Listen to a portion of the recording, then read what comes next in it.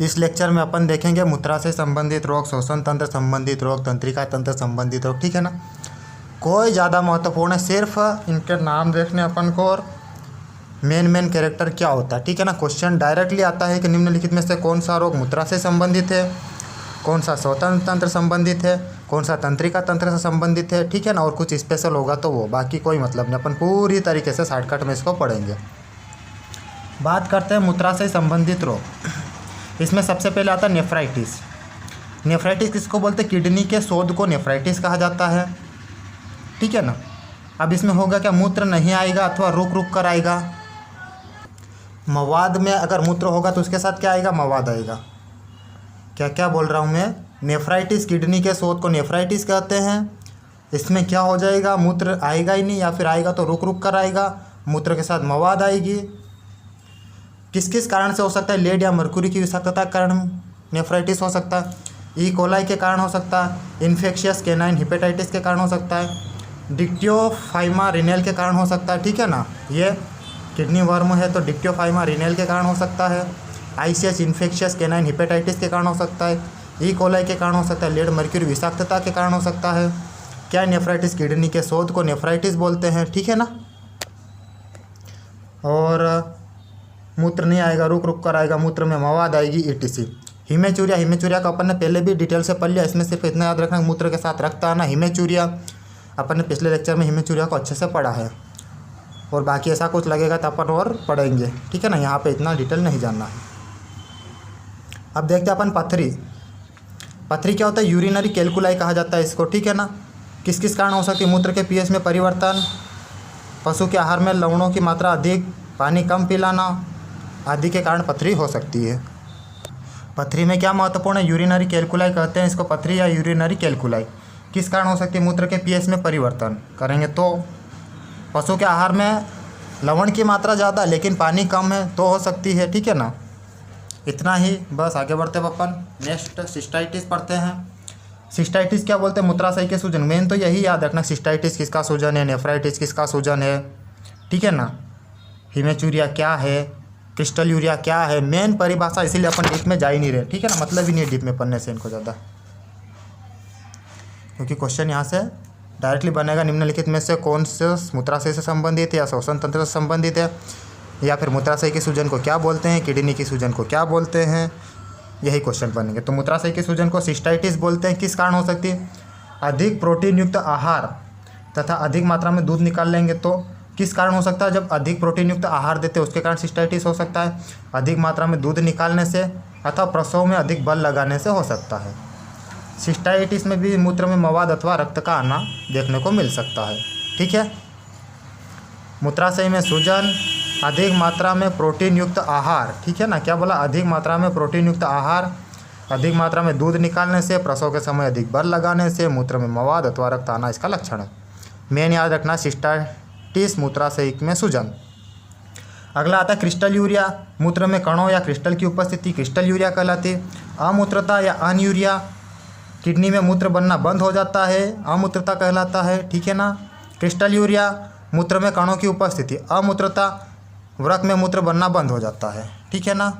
एक बार शॉर्ट में देखे, देखो क्या क्या मूत्राशय से संबंधित मेन में अपन ने पढ़ा है। सबसे पहले नेफ्राइटिस, किडनी की सूजन, वृक का शोथ नेफ्राइटिस, हिमेचूरिया, मूत्र में रक्त आना, पथरी, यूरिनरी कैलकुलाई, पीएच कम या लवणों की मात्रा जब ज़्यादा आहार में अगर लवण की मात्रा ज़्यादा रहेगी तो वो उसके कारण हो सकता है।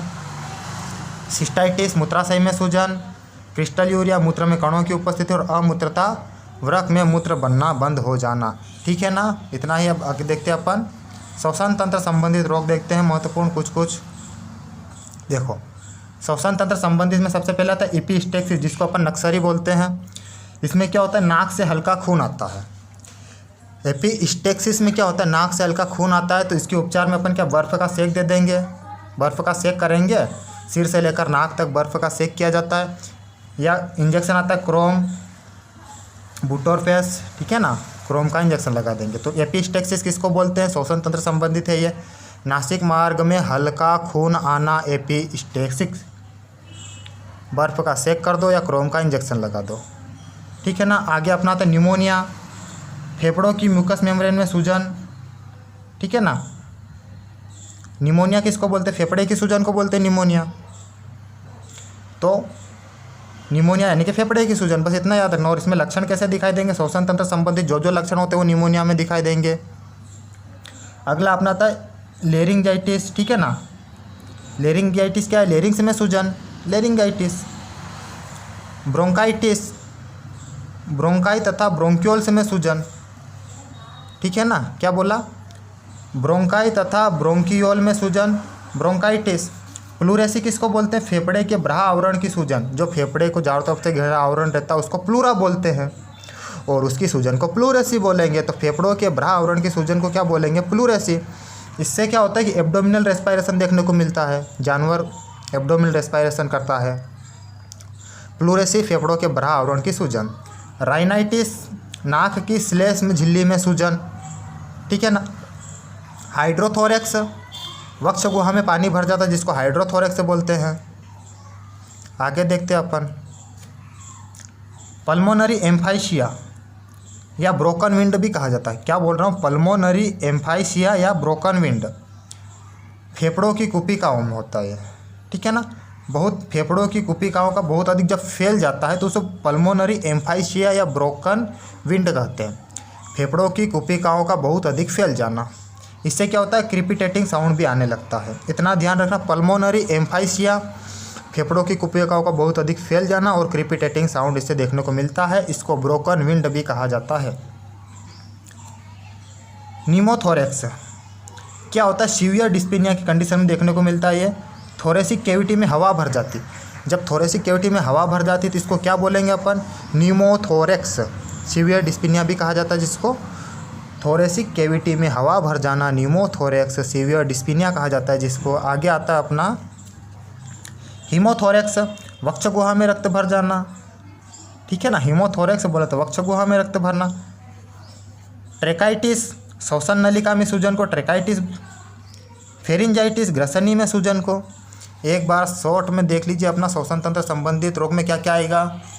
एपिस्टेक्सिस, श्वसन तंत्र संबंधित, ठीक है, नाक से खून आना। प्लूरेसिस, श्वसन तंत्र संबंधित, फेफड़ों के ब्राह आवरण की सूजन। राइनाइटिस, नाक की स्लेश में झिल्ली में सूजन, श्वसन तंत्र संबंधित। निमोनिया, फेफड़ों में सूजन, श्वसन तंत्र संबंधित। लेरिंगाइटिस, लेरिंग्स में सूजन, श्वसन तंत्र संबंधित। ब्रोंकाइटिस, ब्रोंक्यूल तथा ब्रोंक्यूल्स, ब्रोंकाई तथा ब्रोंक्यूल्स में सूजन, ब्रोंकाइटिस, श्वसन तंत्र संबंधित।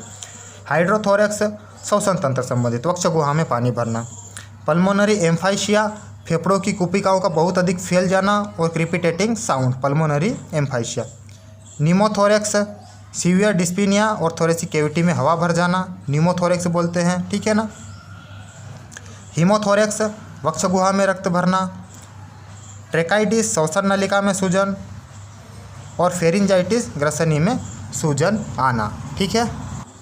अगला अपना आता है तंत्रिका तंत्र के रोग। कौन से रोग? तंत्रिका तंत्र के रोग। अब तंत्रिका तंत्र पहला आता है मेनिंजाइटिस। मेनिंजाइटिस किसको बोलते हैं? मस्तिष्क के बाह्य आवरण में सूजन को मेनिंजाइटिस बोलते हैं। कोई डिप में नहीं पढ़ना, सिर्फ इतना ध्यान रखना, मेनिंजाइटिस मस्तिष्क के बाह्य आवरण में सूजन। किस कारण? जब अपन सिंग रोदन और डीहॉर्निंग करते हैं ना, ठीक है ना, जब सिंग रोदन करते हैं गहराई तक जला देते हैं या डीहॉर्निंग के कंडीशन में, या फिर संक्रमण के कारण भी मेनिंजाइटिस हो सकता है। लक्षण क्या दिखेगा? पशु गोल गोल घूमेगा, गोल गोल गोल गोल चक्कर लगाएगा। सिर को दीवार से मारना, रगड़ना, मारता है। पशु जमीन पर गिर जाता है। मेनिटल और डेक्स्ट्रोस इसमें उपचार कर सकते हैं। समझिएगा, तंत्रिका तंत्र संबंधित रोग में पहला आता है अपने पास मेनिंजाइटिस। मेनिंजाइटिस मस्तिष्क के बाह्य आवरण में सूजन, सिंगरोदन, डीहॉर्निंग और संक्रमण के कारण हो सकता है। पशु गोल गोल घूमता है, सिर को दीवार से रगड़ता, मारता है, जमीन पर गिर जाता है। मेनिटोल या डेक्स्ट्रोस से उपचार करते हैं। अगला अपना आता है एनसिफेलाइटिस, मस्तिष्क शोथ, ठीक है ना। मेनिंजाइटिस मस्तिष्क के बाह्य आवरण का शोथ और एनसिफेलाइटिस मस्तिष्क का ही शोथ, ठीक है ना। मस्तिष्क में सूजन आने से तंत्रिका तंत्र निष्क्रिय हो जाए। जब एनसिफेलाइटिस हो जाता है तो मस्तिष्क निष्क्रिय, ठीक है ना, मस्तिष्क काम करना बंद। मस्तिष्क में सूजन आने से जो तंत्रिका तंत्र होता है वो निष्क्रिय हो जाता है, पूरे शरीर का कंट्रोल ही बैलेंस खत्म। और मेनिंजाइटिस में क्या होता है? गोल गोल घूमेगा, सिर को दीवार से रगड़ेगा, मारेगा, क्योंकि बाह्य आवरण में सूजन। मेनिंजाइटिस, एनसिफेलाइटिस मस्तिष्क का सूजन, तंत्रिका तंत्र निष्क्रिय हो जाता है उसमें। अब माइलाइटिस क्या बोलते हैं, मेरू रज्जु के शोथ को माइलाइटिस बोलते हैं, ठीक है ना। तंत्रिका तंत्र संबंधित में क्या याद रखना, मेनिंजाइटिस मस्तिष्क के बाह्य आवरण में सूजन, एनसीफेलाइटिस मस्तिष्क का शोथ और माइलाइटिस मेरू रज्जु का शोथ, ठीक है ना। आगे बढ़ते हैं अब अपन त्वचा संबंधित कुछ बीमारी होती है उनको देख लेते हैं। त्वचा संबंधित पहला आता है डर्मेटाइटिस। डर्मेटाइटिस क्या बोलते हैं, त्वचा में सूजन या चमड़ी का लाल होना, खुजली, ठीक है ना। इतना याद रखना है खाली। डर्मेटाइटिस क्या है, त्वचा संबंधित, त्वचा में सूजन या चमड़ी का लाल होना, डर्मेटाइटिस। एक्जिमा या दाँत, एक्जिमा या दाँत किसको बोलते हैं, त्वचा के इस निश्चित भाग पर खुजली या सूजन। त्वचा के अगर किसी निश्चित भाग पर खुजली या सूजन हो गया तो उसको क्या बोलेंगे, एक्जिमा या दाँत, ठीक है ना। आगे अपने पास आता है खुजली या स्केबीज। खुजली क्या होता है, सार्कोप्टिक सोरोप्टिक माइट्स होते हैं, तो ये सार्कोप्टिस माइट, सार्कोप्टिस स्केबीमाइट्स के संक्रमण से त्वचा में तेज खुजली आना स्केबीज कहलाता है, ठीक है ना। खुजली क्या होता है, सार्कोप्टिस स्केबीमाइट्स के कारण होती है। त्वचा संबंधित डर्मेटाइटिस, त्वचा में खुजन, त्वचा में खुजली लाल होना। एक्जिमा या दाग निश्चित भाग में, और ये खुजली किसके कारण होती है, सार्कोप्टिस के कारण। आँख में कंजक्टिवाइटिस देखने को मिलता है, नेत्र श्लेष्मा का शोथ, ठीक है ना, तो इसको कंजक्टिवाइटिस बोलते हैं। आँख की नेत्र श्लेष्म कला का शोध, कंजक्टिवाइटिस। अब कान से संबंधित देख लेते हैं, ओटाइटिस का कर्ण शोध या कान के शोध को क्या बोलते हैं, ओटाइटिस। इससे कान में सूजन आना, ठीक है ना। अब ओटाइटिस 3 प्रकार का होता है, otitis interna, otitis media, otitis externa. Otitis interna सबसे अंदर, ओटाइटिस मीडिया मध्य में, और ओटाइटिस एक्सटर्ना बाह्य कर्ण शोथ। देखो, ओटाइटिस इंटरना आंतरिक कर्ण शोथ, ओटाइटिस मीडिया मध्य कर्ण शोथ, और ओटाइटिस एक्सटर्ना बाह्य कर्ण शोथ। मायोसिस्टाइटिस इसको बोलते हैं, मांसपेशियों में सूजन, ठीक है ना। त्वचा संबंधित में डर्मेटाइटिस, एक्जिमा, खुजली, आँख में कंजक्टिवाइटिस, कान का ओटाइटिस, ठीक है ना। इतना ही।